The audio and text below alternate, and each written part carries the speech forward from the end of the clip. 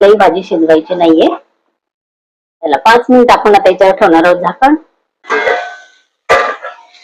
भाजीला आपल्या मस्त वाफ बसलेली आहे.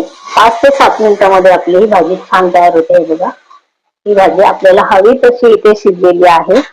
तर या पद्धतीने ही भाजी फोडणी देऊन करून बघा.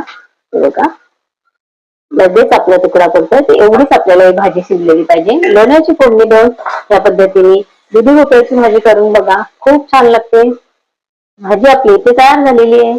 आणि माझ्या चॅनलवरती बरेचसे गोड पदार्थांचे, तिखट पदार्थांचे, वड्यांचे प्रकार, थालीपीठाचे प्रकार, घावणचे प्रकार, भाकरींचे प्रकार, नॉनव्हेजचे, सुकी मच्छी, ओली मच्छी, मच्छी करी, चिकन करी, चिकन फ्राय, असे बरेचसे रेसिपीज माझ्या चॅनलवरती प्ले लिस्ट मध्ये मी टाकलेले आहेत. तर तुम्ही बघू शकता.